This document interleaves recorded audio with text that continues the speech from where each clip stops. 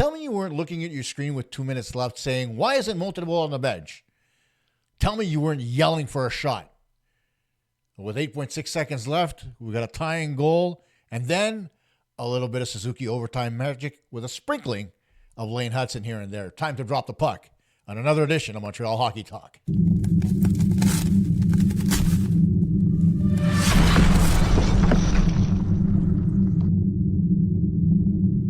Hey, everybody. Costa here with another edition of Montreal Hockey Talk for April 1st, 2025. And unlike Tony Marinaro, I am not going to fake leaving in the middle of the show. By the way, stroke of genius, because everybody and their mother on social media was wondering what the hell was going on with Tony. So, my friend, I bow to you for one of the best April Fool's jokes I've seen in a while. Now, speaking of April Fool's jokes, if somebody would have told you that the Montreal Canadiens were going to score with 8.6 seconds left and then win in overtime just a few seconds later, you'd never believe it. It was an April Fool's joke. Well, guess what, folks? It wasn't an April Fool's joke. What an absolute fantastic finish for the Montreal Canadiens. Sure, the Panthers outplayed them a little bit, not for a lack of effort on the part of the Canadiens. You know, there's a lot of puck pressure by the Florida Panthers trying to stifle the offense of the Montreal Canadiens. And overall, they did a pretty good job in the last part of the game after they took the lead 2-1. But what happened? You got a little bit of goaltending from Sam Montembeault, and you got a lot of effort on the other side by a bunch of forwards and some defensemen. And lo and behold, the Canadiens come away with a much-needed 2-point victory and maintaining their status as the second wild card in the National Hockey League Eastern Conference. Now, you're going to say to yourself, how did this happen? Well, one of the things that Montreal is famous for is not having any puck luck. And at the beginning of this game, it looked like everything was going to be aces because Lane Hutson takes a shot. It goes off Anderson's stick into the net past Banachek. All of a sudden, it's 1-0 Montreal, and everybody's happy because the Canadiens scored first once again for the second game in a row. They did it against Florida in Sunrise, so you thought maybe, just maybe, they might continue on their winning ways. Then, 2 straight goals by the Florida Panthers, one in the first, one in the second, both of them deflections off Canadian stick. The first one off Jake Evans, the second one off Caden Guhle. Lo and behold, it's 2-1 Florida. And before I move forward, on the Caden Guhle goal, I made a comment online via Blue Sky where I said, where in the world was Montembeault sliding to? And it drew the ire of a few people out there. And I'm going to remind everybody, I'm a goalie, okay? It's what I did. It's the position I played. And I'm going to tell you this much.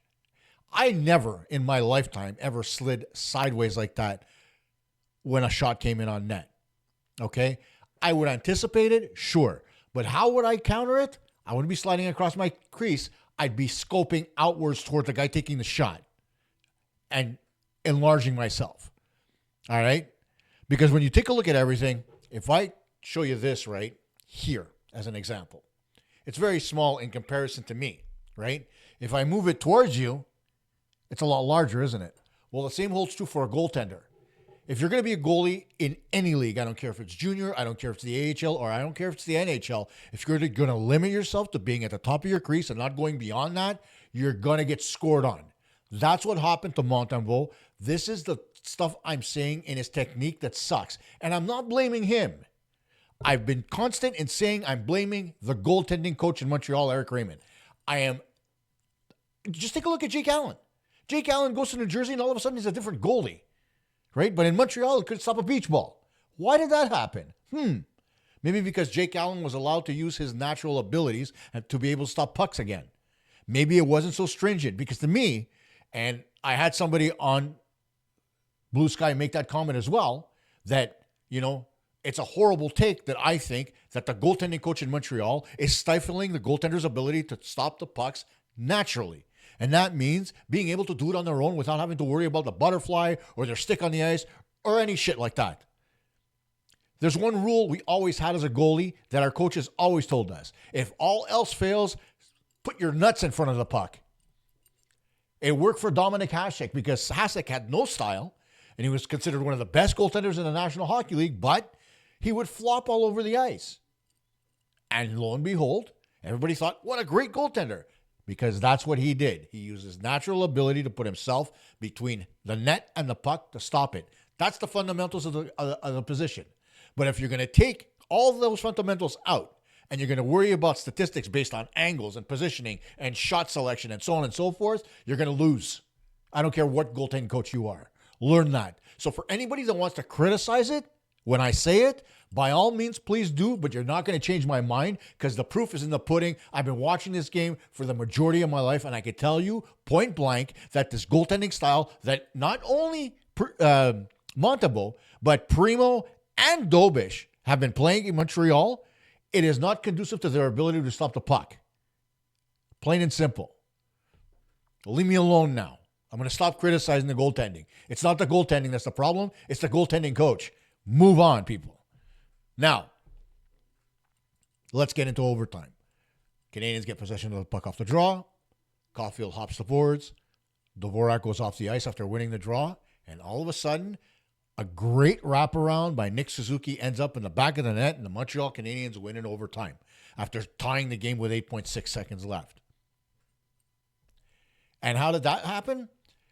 Let's go back, I forget what year it was, to the year Jordan Eberle scored to tie the game up against Russia after Russia had iced the puck. Now, granted, the Panthers didn't ice the puck. The Canadians had the extra man, as did Team Canada at the time. A shot came in from the point. It went off a Russian player in the slot, right to Eberle. He went to his backhand, scored. Very reminiscent of that. Cole Caulfield simply put the puck towards the net. It went off the glove of Reinhart to Suzuki, who put it to his backhand and tucked it into the open side, getting it past Banachek and tying the hockey game. Chills down my spine, folks. Chills down my spine. And then in overtime, for that to happen, for Suzuki to just score that goal, it just goes to show you not only the character of this team, because they battled throughout this hockey game. There wasn't a single point in this game that I didn't think the Montreal Canadiens were going to win. All right? Maybe with less than 2 minutes left. But up until that point, I had no doubt that they had a chance to win the hockey game. And they said it as much on the TSN broadcast. I believe it came out of the mouth of Frankie Corrado, that they had a chance to win after everything they had gone through. And that was just before they pulled the goaltender.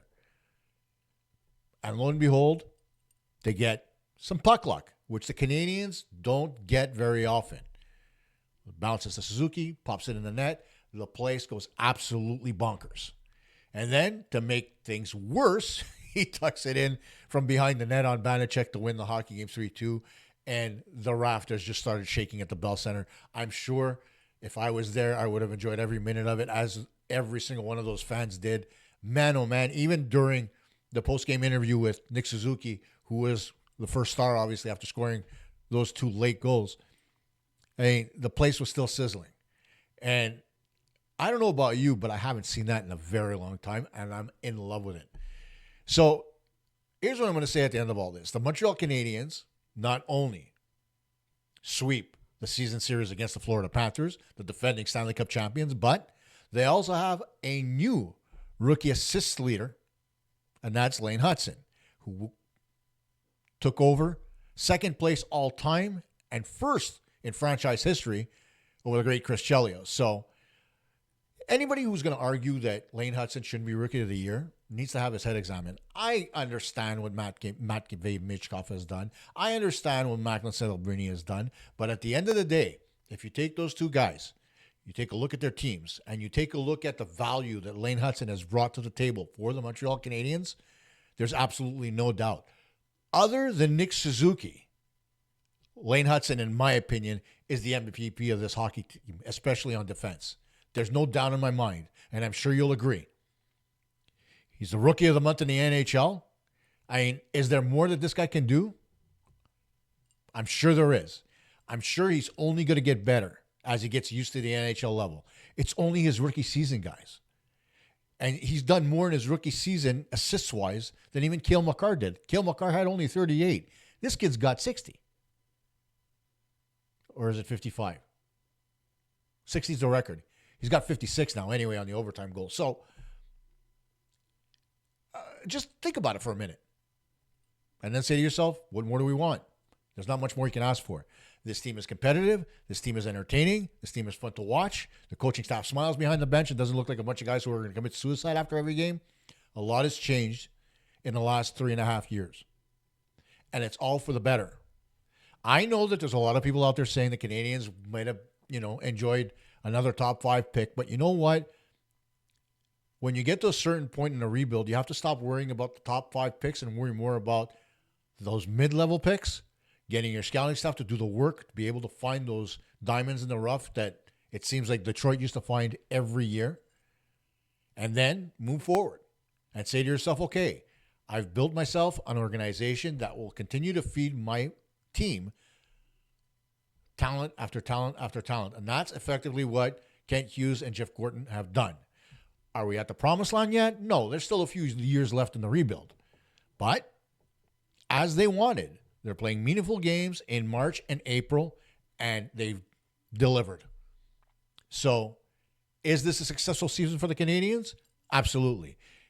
Icing on the cake would be making the playoffs and making Jeff Molson a little bit of extra money after everything this team has been through. But from a goal-oriented perspective, the team is exactly where they wanted to be at the beginning of this season. They said they wanted to be in the mix. They are in the mix. Point final. Let's not worry about the rest of it. Now, as I talk about Lane Hutson, one of the things that I've noticed in the last 3 games, and that includes the return of Caden Guhle on Friday night, is that Guhle and Hutson complement each other so well despite the fact that they've only played these 3 games together. Prior to the break, or prior, I should say, to the injury to Guhle, Hutson was playing, I believe, with Mike Matheson as a pair. Guhle got hurt, and then lo and behold, everything got mixed up, and now all of a sudden he's back, and he's playing alongside Lane Hutson. And you know what? They look damn good. And I said it then, I'm going to say it now. Caden Guhle was the Canadiens' best defenseman before his injury, bar none, on both sides of the puck. Offensive and defensive, he was the most consistent. That includes Hutson. Yes, Hutson was generating points at the time, but he was also making mistakes defensively, which was lowering his plus-minus, right? Now he's playing with Guhle, and since that Guhle injury and everything that this kid's been through, he's making a lot better decisions with the puck. That, in turn, is helping Guhle make better decisions with Hutson at his side, and they look very good together. And now I know there's a lot of people out there that are saying that Arbor Xhekaj is getting the short end of the stick, but at the end of the day, Arbor Xhekaj was making mistakes defensively, chasing the puck, and costing the Canadiens goals. Since he's been out of the lineup, the Canadiens have won 2 straight. There's nothing more to say about that. Does he want to be back into the lineup? Sure. But a kid like Xhekaj needs to understand that you need maybe to take a little bit of a look at some of your plays on the ice and have the video coach pull your plays up. Take a look at your defensive coverage and you chasing the puck all the way to your own blue line, and then ask yourself, why am I there? Because that's oftentimes what happens with Xhekaj. He ends up out of position. He forces his defending partner to get out of position, which leaves the Canadiens vulnerable in front of their own net. It's a simple formula. If you play a little bit more inside the hash marks towards your net when the puck's in your own zone, and you allow your forwards to cover the top end of the zone, then by and large, you're going to do very well. But Xhekaj needs to learn that. But getting back to the subject at hand, I mean, what more can you say about Caden Guhle and Lane Hutson as a pairing? Playing those 2 guys together allows players like Carrier, Savard, Matheson, and Struble to continue to flourish. Now, Struble did a great job next to Hutson, but he's not Caden Guhle, okay? Caden Guhle is, for lack of a better term, he's a veteran now of 3 seasons in the National Hockey League. Yes, he's had injuries in between, but he's been there for 3 years. He understands what he needs to do to be successful, and this year he was showing promise. Now, an unfortunate accident cutting his quad on the ice. You would think the guys would have those protective socks underneath, right? Or maybe their socks themselves that they wear over their shin pads and between their pants would be made of Kevlar, but if they're not, so, they can get cut. But at the end of the day, you look at him back on the ice now, just 3 games, and this pairing looks really good. Now, one of the things I want to get away from is having those guys on the ice together all the time, because I want to give Lane Hutson a little bit more time than Guhle, because Guhle's still fresh, right?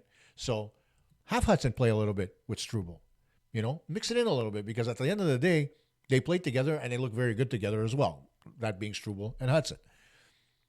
But it just goes to show you what a young defenseman who's mature and who has poise with the puck can do when he plays with any partner. And that's talking about Lane Hutson.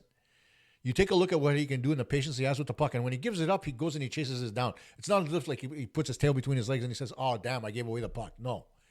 He'll chase down whoever took it away from him, ride him into the boards, angle him over, take the puck away, move it back up ice. That's what you're supposed to do. Now he's young. Maybe that habit creeps in as he becomes a veteran and he stops chasing pucks down. Who knows? But at the end of the day, right now, he's doing all the right things. And so you take a look at Guhle and Hutson. You look at Struble, and do you play him with Carrier? Do you play him with Savard? Personally, I haven't liked Mike Matheson's game in a while. Okay? Tonight in the third period, I don't know if you noticed, but he took a clapper at his own net. If that puck would have been on goal, it would have been behind Montembeault, and we wouldn't be talking about this overtime win. So I'm not trusting Mike Matheson in our own zone too much lately. But Struble has proved that he can play there. So I would trust Struble a little bit more, despite the fact that Matheson is a veteran. And now on the right side, Savard's a little bit less fleet of foot than Carrier, and Carrier has been, since his acquisition, extremely good defensively for Montreal. So Struble and Carrier would make a great pair. Matheson and Savard, the two vets, would complement each other. There's your six. And if one of them falters, then you look at reinserting Arbor Jackeye. But until then, your six are there. And there's a plan. You could even interchange Struble to play him with Savard, Matheson with Carrier, and you're still going to be okay. So right now, Stéphane Robida has options defensively. And they're all good. There's not one that's bad. Now, if you could get David Savard to stop flipping the puck out of the zone and giving it up to the opponent, I'd be an even happier camper. But still, there's a lot to be said about the defense in Montreal. Just 4 or 5 days ago, we were all bitching that they played like garbage, and now they look like an impenetrable force. So let's give a little bit of credit to this coaching staff because they look really, really good right now. Moving on, like I said, it's not just the defensemen that look better defensively, but the team overall in their own zone looks better defensively. The forwards are coming back and checking, including Patrick Laine, who's been deep in his zone multiple times over the past couple of games. You look at Slavkovsky being back, getting physical in his own zone, separating man from puck. Granted, tonight was not his greatest game as far as puck management is concerned, but he's still doing the right things on the ice to try to help his team defend. The one thing that I never want to see, which we saw just a few games ago, was the Canadiens leaving two forwards in front of the net to defend in front of whether it was Montembeault or Dobish. It doesn't matter. You cannot have two forwards in front of your own net. That just doesn't happen. That particular time that I spotted that, it was Savard and Jackeye on the ice. Both guys chasing players with the puck. What happens? They get out of position. They don't have the speed to get back, and you have the forwards in front defending. That can't happen. But in saying that, the forwards are just doing a great job in their own zone, especially the line of Dvorak, Anderson, and Gallagher. And it's not just their own zone. That line has been extremely good in the offensive zone as well, culminating today in Anderson's goal and them creating offense throughout the last, I would say, 10 games. So what is there to say about this team right now? Not much. I think Nick Suzuki said it best at the end of his interview with Marc Denis tonight on the ice, that their destiny is in their own hands. They don't have to worry about the scoreboard. If they keep winning, nobody's going to catch up. Whether they falter or not is going to be entirely up to the 20 guys that are on the ice and the goaltender. So it is what it is, right? But it was key. I mentioned it during the losing streak. I'm saying it now. They have to continue playing much better defensively. The ability to play well defensively, support your goaltender, support your defenseman, and move the puck efficiently out of your own zone to create offense is paramount in the National Hockey League. You can't get away from it. If you're going to sit there and you're going to dump pucks out, or you're going to chip them over the guys and give it up in the middle of the neutral zone and not allow your team to come out with control, then you're going to have a problem. The last few games, the Canadiens have had more control of the puck coming out of their own zone, leading to better zone entries, better opportunities, and more open ice. That is the key. And we can't get away from that. And it all starts with the D and the ability to play the defensive zone extremely well. And the Canadiens have been doing that. Whether you want to call it man-to-man, whether you want to call it zone, whatever it is. Okay, the Canadiens right now are extremely efficient getting the puck out of their own zone without turning it over and creating speed through the neutral zone. And that is their bread and butter. No doubt about it. Now, finally, before I let you go, I got to talk about Thursday's game against the big, maybe not so bad anymore, Bruins. They traded away Brad Marchand. The only guy they have left is Pasternak. They got rid of Charlie Coyle. They have McAvoy on the back end, but that's pretty much it. They're pretty thin. And Swayman has not been the Swayman of old. So the Bruins are not as dangerous a team as they used to be, but they're still dangerous in the sense that this could be a trap game for Montreal if they lower their expectations against Boston.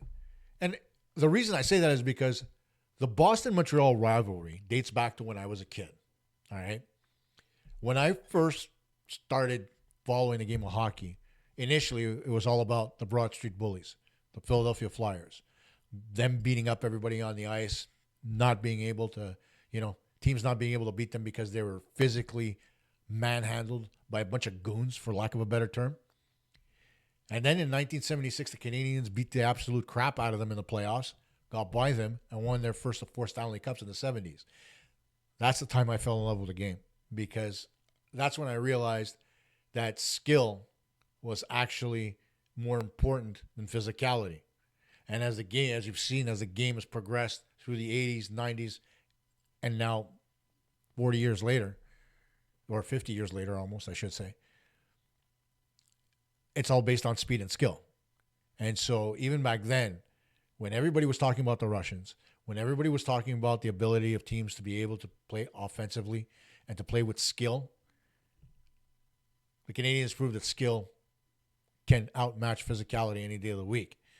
And so now you look forward, and after those Philadelphia Flyers series, in the late 70s, it was all about Don Cherry and the Boston Bruins.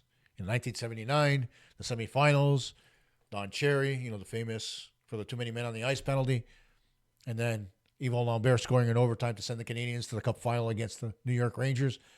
Those were the good days. And after that, the rivalry was just always there, especially in the 90s, where, after Patrick Waugh and the 2000s, you had Jose Theodore, the save he made on Bill Guerin, and so on and so forth. You had the Chara hit on Pacioretty. There's always been, I wouldn't call it bad blood, but there's always been an animosity between these two teams. And that's not going to change come Thursday. The animosity is still going to be there. And now, whether or not the Canadiens fall prey to that, because that right now is the only thing that the Bruins can bring to the table. Offensively, they do have Pasternak, but they're nowhere near as good as they were a couple of years ago. And defensively, with only Charlie McAvoy back there making any type of a difference, you can't really expect much. So the Canadiens need to be prepared and ready to go to war. But they also have to make sure that they don't fall into the trap where they're worried more about finishing a body check than they are putting the puck in the net. And the Bruins can do that to you. So get away from that. Make sure you cover Pasternak up front and make sure that you have good flow coming out of your own zone, because that's been key, like I said. And the Canadiens will be able to beat the Bruins quite handily, I would hope, come this Thursday. Now, the one thing I am going to say to you, and it has nothing to do with this show or anything else, but it has to do with a very good friend of mine, some guy by the name of Jimmy Murphy, who does the Sick podcast Eye Test with Pierre Maguire. They're going to be at the Public House, McLean's Pub, this coming Thursday between 4 and 5 o'clock, broadcasting live. I would love to be there. Unfortunately, I have a day job, so I can't. But I encourage you to go down and watch Murph and Pierre do their stuff. There's no better 1-2 punch when it comes to podcasts and talking the game of hockey, especially not with the knowledge that Pierre brings to the table. And Pierre's a local Montrealer, don't forget. Despite the fact that people got into the habit of not liking Pierre because, he would always name drop people. And you know what? That's just part of the what he does, right? When he presents in the media. But there's one thing I know about McGuire that a lot of other people don't. When he was working for TSN, and I was just beginning to coach at the minor league level, and I'm talking about low-level double letters, I was still learning my craft. I knew the game, but I didn't know how to present it in a way that players could learn. And so I took the chance and I sent an email to Pierre. And he and I developed a friendship through those emails afterwards. And he kind of mentored me moving forward, teaching me how to do station work with the guys, what my timing should be as far as, the drill should be concerned. If I do a particular grill, he would show me what kind of a progression I could do and so on and so forth. And that helped me moving forward when I went to double letters, triple letters, and so on and so forth. So, I have a lot to be thankful for when it comes to Pierre. And so when you look at his persona behind the mic, don't take that as the man, because that's not who Pierre McGuire is. Pierre McGuire is much better than that. And as for Jimmy Murphy, I've known Murph a long time. He and I go way back. And, there's nobody better to covering the Bruins than Murphy. I mean, last year he was on the Bruins Centennial. What was it? It was a board that was making decisions as far as the Centennial was concerned to create all those different events that they had. And, that in and of itself shows you just how much respect he carries in the Boston area when it comes to hockey. And he's always had my respect. Not because of that, because of the guy he is as well. So make sure you go out, see Murph, see Pierre, say hello from Costa on Montreal Hockey Talk, or Coach, as they love to call me. And you know what? Hopefully, I'll see you on Thursday night after the Habs beat the Bruins. Bye for now.